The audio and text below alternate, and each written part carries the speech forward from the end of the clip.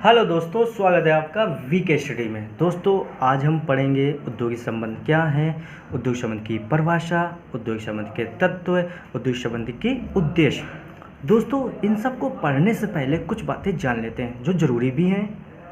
दोस्तों जैसे कि भारतीय अर्थव्यवस्था के 3 आधारभूत क्षेत्र हैं। पहला दोस्तों कृषि, दूसरा उद्योग, तीसरा सेवा।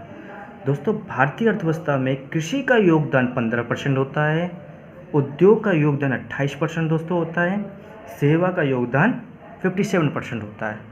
दोस्तों एक बात समझते हैं कि औद्योगिक संबंध क्यों जरूरी हैं।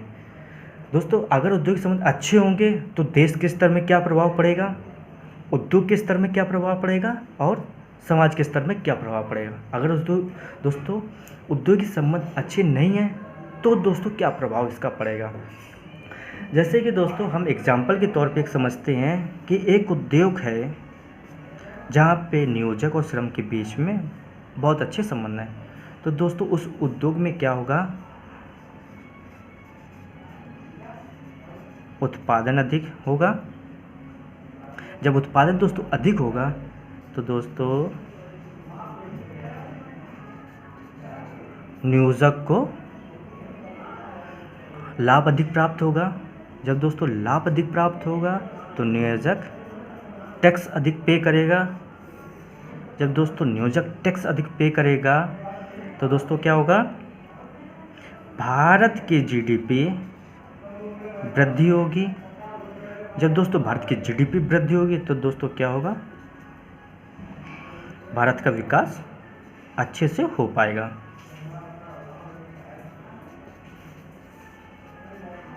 विकास अच्छे से हो पाएगा। अब दोस्तों ये थे थोड़े अच्छे संबंध। अब दोस्तों जब नियोजक और श्रम के बीच में अच्छे संबंध नहीं होंगे तो क्या होगा, तो दोस्तों उत्पादन कम होगा। जब दोस्तों उत्पादन कम होगा नियोजक को लाभ कम प्राप्त होगा। जब लाभ कम प्राप्त होगा तो दोस्तों वो टैक्स कम पे करेगा।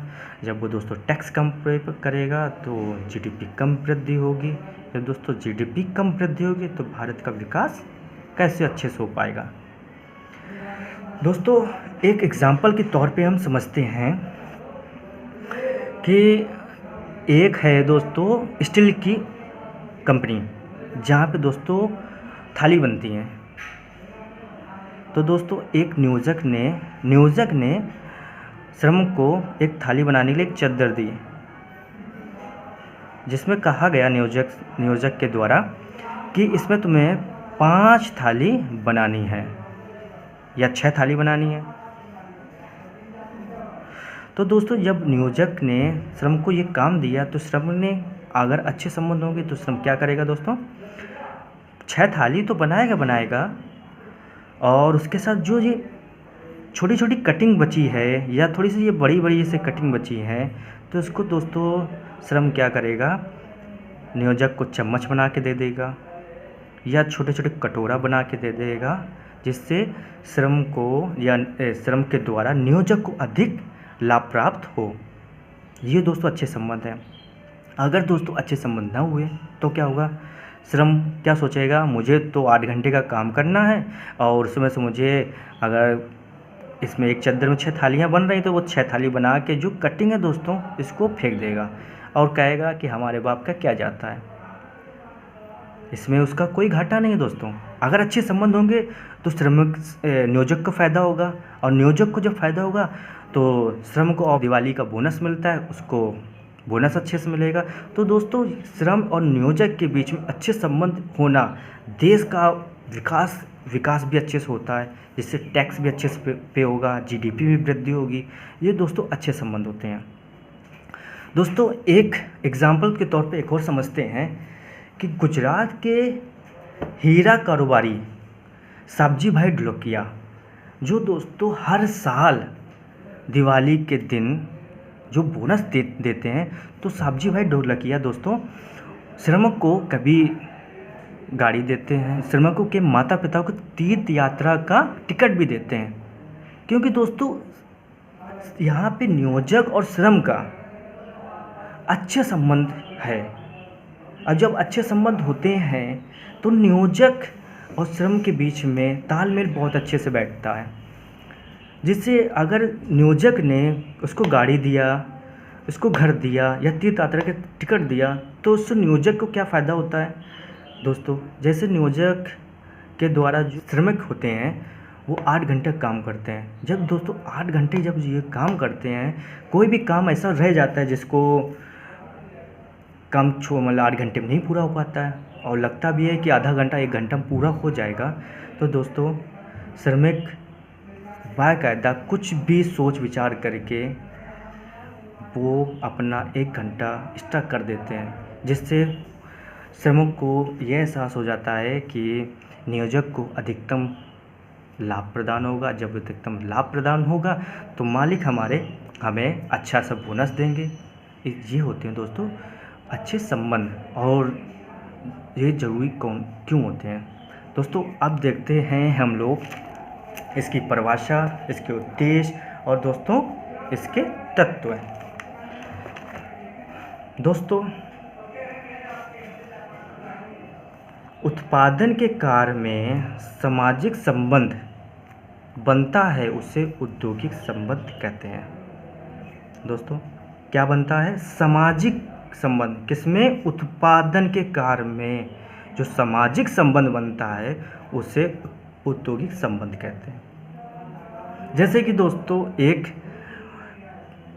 कंपनी है, वहाँ पे उत्पादन होता है। जब उत्पादन होगा तो वहाँ पे जो सामाजिक संबंध हो, जैसे प्रबंधकों और उसके श्रमिक के बीच सामाजिक संबंध होगा, उसे औद्योगिक संबंध कहते हैं। जैसे कि दोस्तों एग्जाम्पल देख सकते हैं, प्रबंधकों एवं कर्मचारियों के मध्य संबंध। दोस्तों अब देखते हैं परिभाषा।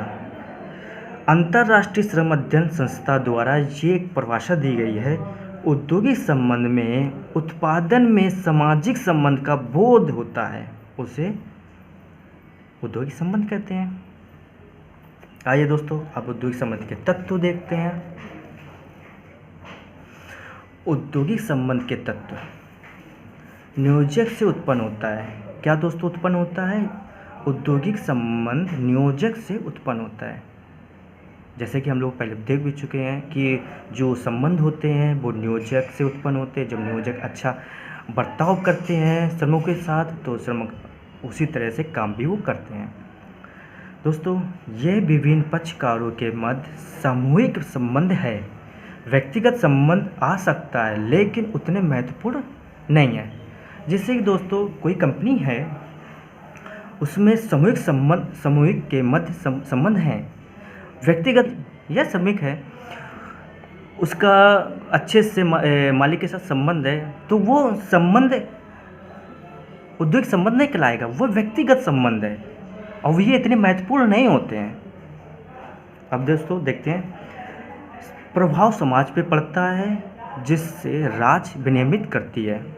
इसका दोस्तों अर्थ क्या है? अगर औद्योगिक संबंध अच्छे नहीं होंगे तो उसका प्रभाव समाज पे पड़ेगा। जब जो समाज पे पड़ेगा तो राज सरकार उसका हस्तक्षेप करेगी, जिससे औद्योगिक संबंध अच्छे हो सकें, जिससे उत्पादन अच्छे से पैदा हो सके। और जिससे उत्पादन जब अच्छे से पैदा होगा तो राज्य सरकार को टैक्स अच्छे से आएगा। जब टैक्स अच्छे से आएगा दोस्तों तो ज़रूरी है सरकार अपना जो पैसा होगा वो देश के विकास में काम करेगी। और दोस्तों समझते हैं इसके कई स्तर होते हैं दोस्तों। प्रतिष्ठान, क्षेत्र, उद्योग, राष्ट्रीय, अंतर्राष्ट्रीय पर। दोस्तों अंतर्राष्ट्रीय का मतलब होता है बिजनेस टू गवर्नमेंट। अच्छे संबंध होते हैं। जब औद्योगिक संबंध होंगे तो बिजनेस टू बिजनेस होता है, बिजनेस टू गवर्नमेंट और बिजनेस टू बिजनेस होते हैं। दोस्तों आइए अब देखते हैं औद्योगिक संबंध में कौन कौन से संबंध शामिल होते हैं। नियोजक और श्रमिकों के बीच संबंध, एक नियोजक होगा और श्रमिकों के बीच संबंध होंगे। नियोजक और श्रम संघ के बीच में संबंध, नियोजक के संगठन और श्रम संघों के बीच, नियोजक के बीच, श्रम संघ के बीच, सरकार और श्रम संघों के बीच। दोस्तों सरकार और नियोजक के बीच हो सकते हैं। दोस्तों सरकार के बीच, श्रम के संघ के बीच और नियोजक, इन दोनों के बीच में अच्छे संबंध हो सकते हैं। दोस्तों अब इसके उद्देश्य देखते हैं, जो दोस्तों बहुत इम्पोर्टेंस है उद्देश्य जानना कि उद्योगी संबंध के उद्देश्य क्या हैं।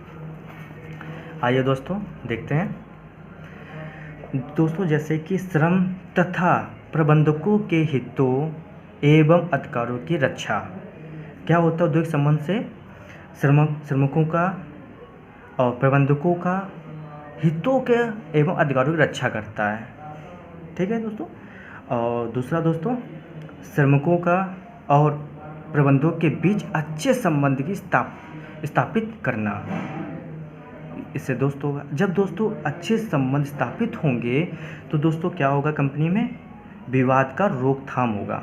जब विवाद का रोकथाम, हड़ताल कम होगी, तालाबंदी कम होगी, घेराव कम होगा, प्रदर्शन आदि कम होगा जब दोस्तों अच्छे संबंध होंगे।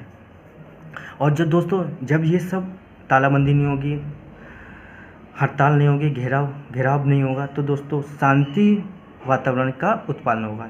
शांति वातावरण रहेगा जिसमें उत्पादन अधिक हो पाएगा। उद्योग का समाजीकरण होगा। अधिकतम उत्पादकता। दोस्तों अधिकतम उत्पादन जैसे कि अगर ये चीज़ें होंगी, विवाद का रोकथाम होगा, तालाबंदी होगी तो दोस्तों क्या होगा, अधिकतम उत्पादन होगा। और दोस्तों औद्योगिक प्रजनन की स्थापना होगी। और दोस्तों राष्ट्र का विकास होगा। जब दोस्तों विवाद नहीं होंगे, जब उत्पादन अधिक होगा तो दोस्तों राष्ट्र का विकास तो होएगा ही। अब दोस्तों देखते हैं औद्योगिक संबंध का विस्तार या इसके क्षेत्र कहाँ तक होते हैं। दोस्तों जब औद्योगिक संबंध होंगे तो इसका विस्तार होगा, श्रम संघ बनेगा, नियोजक का संगठन होगा। जब दोस्तों श्रम संघ होगा, नियोजक का संगठन होगा तो उद्योग विवाद भी होगा, जिसे दोस्तों देखा था कि तालाबंदी, हड़ताल ये होगा। और दोस्तों उद्योग विवाद, जब उद्योग विवाद 1947 अधिनियम पढ़ेंगे उसके तब समझेंगे उद्योग विवाद क्या होता है। सामूहिक सौदेबाजी भी होगी। प्रबंधन में श्रमिकों की सहभागिता होगी अधिक। द्विपक्षीय या तृतीय पक्षीय समिति का गठन होगा या निकाय भी होगा। राज्य का हस्तक्षेप भी दोस्तों होगा। और दोस्तों कुछ बातें जान लेते हैं दोस्तों, जैसे कि श्रम सहयोग के लिए कई संस्था सरकार द्वारा गठित की गई हैं। किसके लिए? श्रम सहयोग के लिए दोस्तों। जैसे कि देखते हैं संयुक्त प्रबंध परिषद, संयुक्त उत्पादन समिति, सुरक्षा समिति, कैंटीन समिति, जो श्रम सहयोग के लिए सरकार द्वारा गठित की जाती हैं। और दोस्तों आप देखते हैं सरकार की महत्वपूर्ण भूमिका होती है। नियोजक और श्रम का तालमेल अच्छा रहे, विवाद ना हो, तो इसके लिए सरकार क्या काम करती है दोस्तों? सरकार की महत्वपूर्ण भूमिका का होना, जैसे कि दोस्तों सरकार भारतीय श्रम सम्मेलन कराती है, ये साल में होते हैं। और दोस्तों स्थायी श्रम समिति का गठन करती है। ये दोस्तों आज के ये सब टॉपिक थे जो हमारे उद्योग संबंध, industrial relationship and labour law को पढ़ने से पहले बहुत ही ज़रूरी थे समझने। दोस्तों इसके बाद हम पढ़ेंगे औद्योगिक संबंध का विकास, जो 1919 से पहले, 1919 से लेकर 1947 तक, या 1947 के बाद का इतिहास। दोस्तों इन सबको समझेंगे, जानेंगे, तब उसके बाद दोस्तों हम लोग पढ़ेंगे कारखाना अधिनियम, न्यूनतम मजदूरी अधिनियम, उद्योग विवाद अधिनियम, श्रम संघ अधिनियम, ये सब पढ़ेंगे। और दोस्तों शॉर्ट पढ़ाएंगे और ऐसा पढ़ाएंगे जो दोस्तों इम्पोर्टेंस हो। और दोस्तों अगर ये वीडियो मेरे अच्छे लग रहे हैं तो दोस्तों आप लाइक कीजिए, शेयर कीजिए और सब्सक्राइब भी कीजिए मेरे चैनल को, और बेल आइकन को जरूर दबाइए। दोस्तों आज के लिए इतना ही, बस धन्यवाद। आते हैं दूसरी वीडियो पे।